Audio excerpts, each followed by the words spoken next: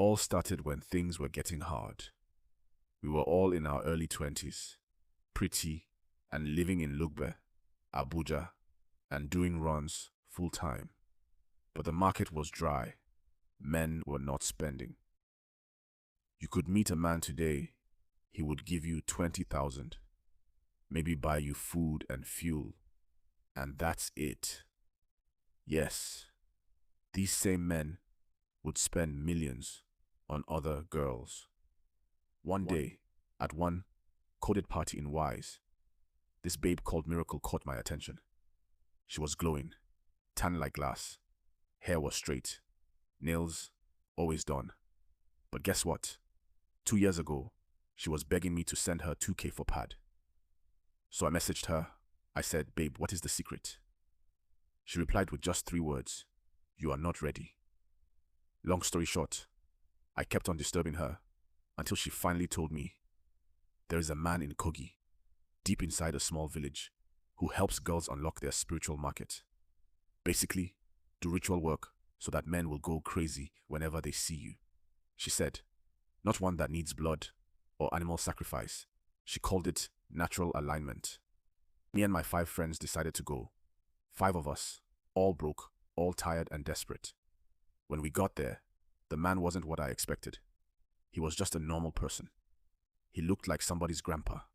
He gave us food, let us rest, then told us what we needed to do.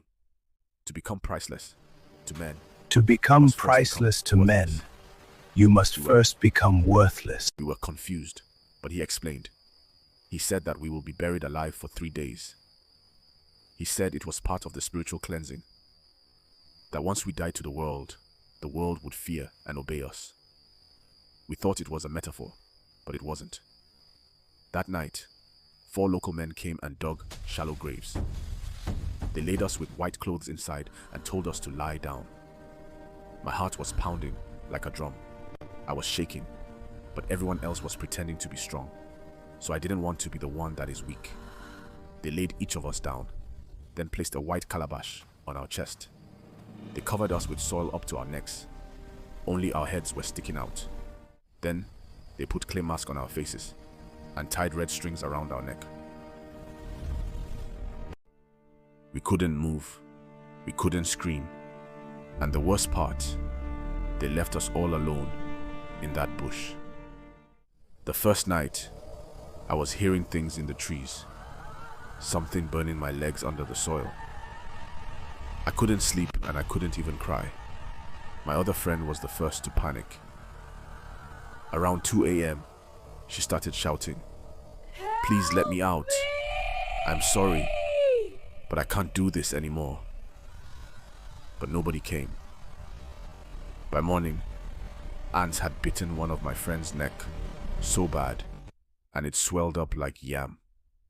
My other friend had passed out at some point, and we thought she died.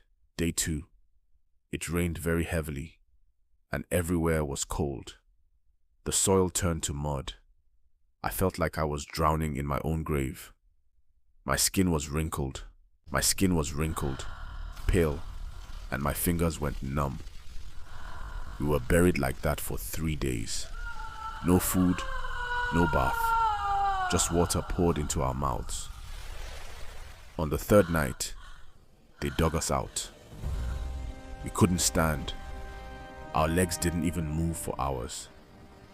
The man brought us into his shrine and said, "Now you are no longer ordinary girls. Men will pay any price for your presence.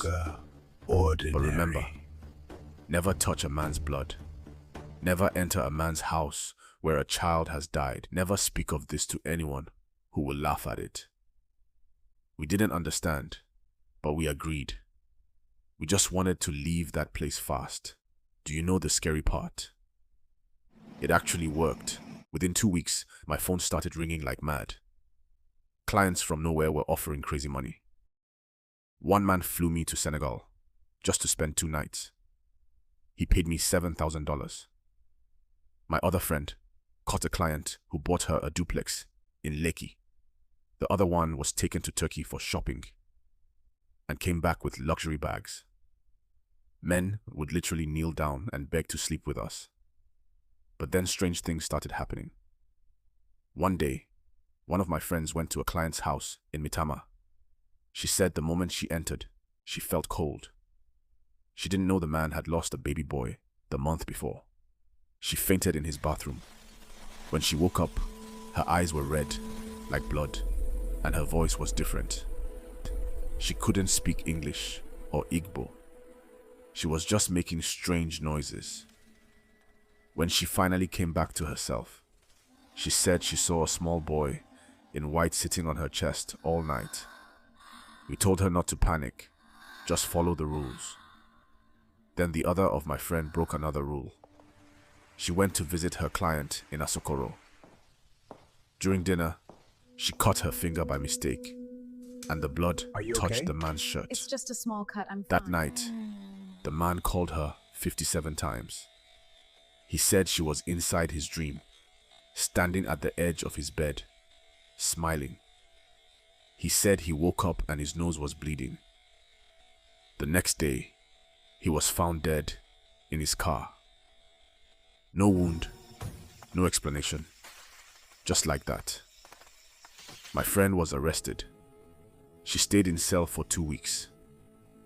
Police said there was no evidence, so they released her. But she hasn't spoken since. She just stares into space and mumbles numbers. Then my other friend, again, broke another rule. She told her new boyfriend about the ritual, and he laughed at it and said, "You guys are mad."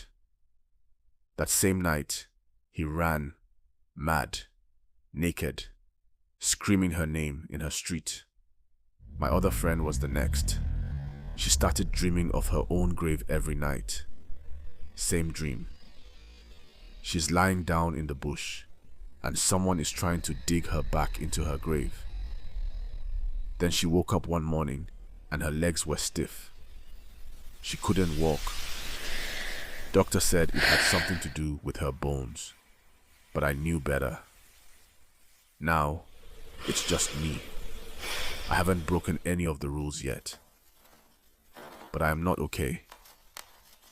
Every night, I hear footsteps in my apartment. My door slams on their own. I will look in the mirrors and I will see shadows behind me. Yesterday, I saw a small handprint on my bathroom mirror. But I live alone. I tried to go back to the man, but they said he's dead, that he died in his sleep last month. Now we are stuck. No way out. Sometimes, I wonder if it was worth it.